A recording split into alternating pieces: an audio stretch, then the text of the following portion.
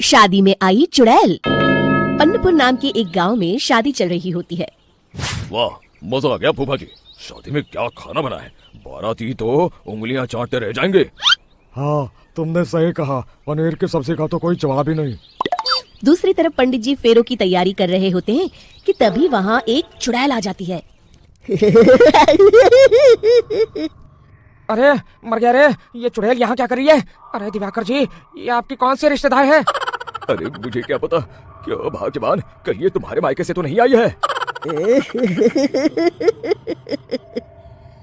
तुम लोगों की इस गांव में बारात लाने की हिम्मत कैसे हुई? मेरे रहते इस गांव में किसी की शादी नहीं हो सकती। अब तुम लोग देखो मैं क्या करती हूँ। अरे मर गया रे, मैंने सुना है ये जबान की पक्की है। भागो रे भागो, वरना ये चुड़ैल किसी को नहीं छोड़ेगी। हाँ, तुम सही कहते हो मोहन भाई, यहाँ से भाग लेने में ही हम सबकी भलाई है। देखते ही देखते शादी के मंडप में भगदड़ मच जाती है और चुड़ैल सब कुछ उजाड़ कर रख देती है। फिर एक दिन मोहन की शादी तय हो जाती है। अरे भाई, अगले हफ्ते मेरी शादी तय हो गई है, लेकिन इस चुड़ैल की दहशत के मारे तो मेरे हाथ पैर कांप रहे हैं। अरे मोहन, तुम्हारा दिमाग तो खराब नहीं हो गया? तुम अपने साथ साथ हम सब गांव वालों को भी बलि का बकरा बनाना चाहते हो? उस चुड़ैल के रहते तुमने अपनी शादी के बारे में सोच भी कैसे लिया? देखो गोपाल, डर तो मुझे भी लग रहा है, लेकिन उस चुड़ैल के डर से मैं जिंदगी भर कुंवारा तो नहीं रह सकता। तभी वहाँ मोहन के होने वाले ससुर आ जाते हैं। अरे ससुर जी, आप? देखो, अब तक मैं तुम्हारा ससुर बना नहीं हूँ और शायद बनूंगा भी नहीं। ये आप क्या कह रहे हैं? मैंने तो शादी का कोड भी सिलवा लिया है। मैं अपनी बेटी की शादी किसी अच्छे गांव में कराना चाहता हूँ। तुम्हारा गांव तो भूतिया गांव है। मैं तो क्या, अब तो कोई भी अपनी लड़की इस गांव वालों को नहीं देगा। इस तरह चुड़ैल के डर से उस गांव में किसी की भी शादी नहीं हो पाती। फिर एक दिन गांव के जमींदार अपनी बेटी की शादी करने का विचार करते हैं, लेकिन चुड़ैल के डर से उनकी भी हिम्मत जवाब दे देती है। अगर मेरी बेटी की शादी तय समय से नहीं हुई तो मेरी नाक कट जाएगी। मुझे कुछ करना ही होगा।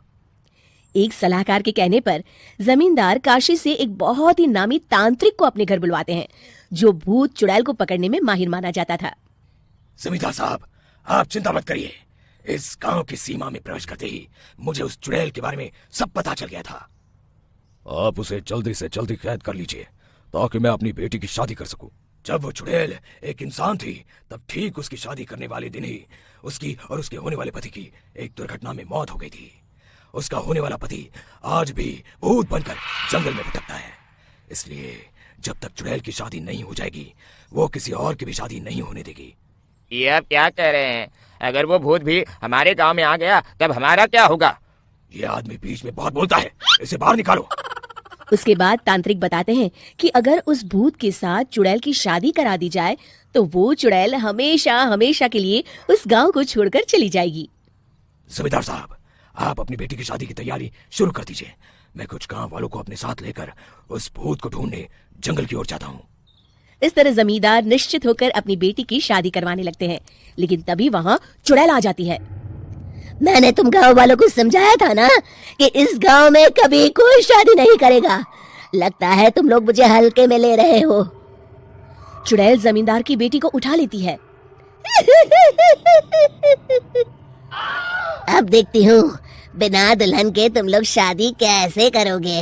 मैं इसे अपने साथ ले जा रही हूँ। छोड़ मुझे, पिताजी मुझे बचाइए। अरे कोई मेरी बेटी को बचाओ। तभी तांत्रिक उस भूत को लेकर वहाँ पहुँचता है। अरे भाग्यवान, रुको, इन मासूमों को परेशान मत करो। मैं आ गया हूँ, अब तुम मेरे साथ चलो। चुड़ैल बहुत खुश हो जाती है। आप आ गए, चलिए अब हम मंदिर में चलकर शादी कर लेते हैं। अरे अरे अरे अरे, ये क्या कह रही हो? मंदिर में जाके दोबारा मरना है क्या? चलो, आज से हम जंगल में रहेंगे। चुड़ैल चली गई, अब मेरी शादी हो जाएगी। इस तरह सभी गांव वाले खुशी से झूमने लगते हैं।